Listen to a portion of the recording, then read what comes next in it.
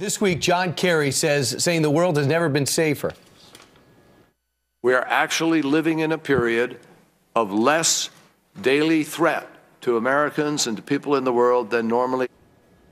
But less than 24 hours later, the nation's top intelligence official saying something entirely different. Watch.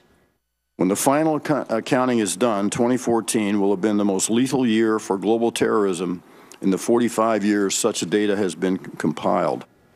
So why are there mixed messages coming from this administration? Joining us right now to make sense of it, the CEO of the National Center for Policy Analysis and Fox News contributor, Lieutenant Colonel Alan West. Congressman, what do you make of this? Who's right?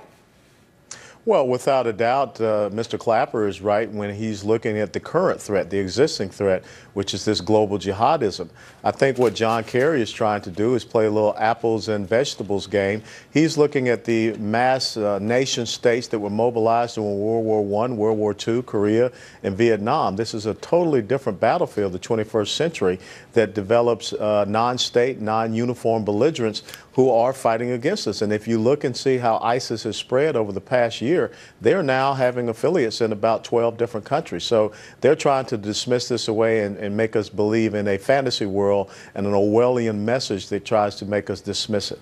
Well, yeah, when you look at the numbers here, Colonel, you can't deny them. I mean, terror around the world. No. In 2013, over 11,500 attacks, 22,000 people were killed there. In 2014, just in the first 9 months alone, nearly 13,000 attacks, and an estimated 31,000 people have been killed. That's why James Clapper said he declared this the deadliest year for global terrorism ever recorded. But how wrong do you see it that the administration here is using politics to really play with our national security and our security of mindset? Well, they're horribly wrong, and one of the things that the administration just can't refuse to do is admit that they are wrong. The fact that they withdrew all of our troops out of Iraq caused a vacuum there, and al-Qaeda in Iraq has reconstituted as ISIS. A year ago, about 3,000 fighters. They were called the JV team. Now, estimations have them up to about 60,000 fighters, and as I just stated, they're in 11 to 12 different countries. And we still have al-Qaeda out there that has not been decimated. They're not on the run. But this administration does not want to admit that. They're more so interested in the fundamental transformation of America. A couple of weeks ago, the president said global warming's a bigger threat and blamed the news media because we're overhyping the threat because if it bleeds, it leads. That plays into what Secretary of State Kerry says, but no administration wants this type of embarrassing disconnect. What's going on behind the scenes, do you think?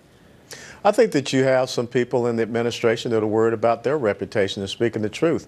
You know, you saw that with Mr. Clapper after his NSA performance. He doesn't want that to come back again.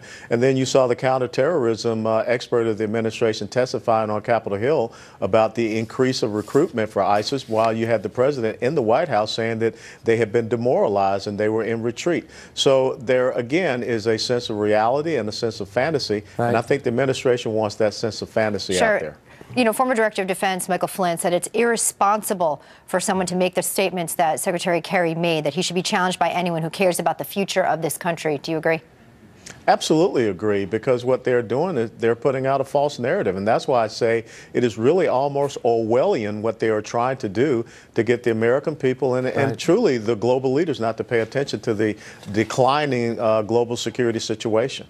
Yeah, but we're not buying it, and I don't think the American people are buying it. They have eyes, and they have iPhones. And we have iPhones. Yes, and they can see it. Hey, Colonel, have a good time at CPAC today. Thanks so much for joining us this morning. Thank you, Colonel. Appreciate it. Take care, Elizabeth. Take care, Brian.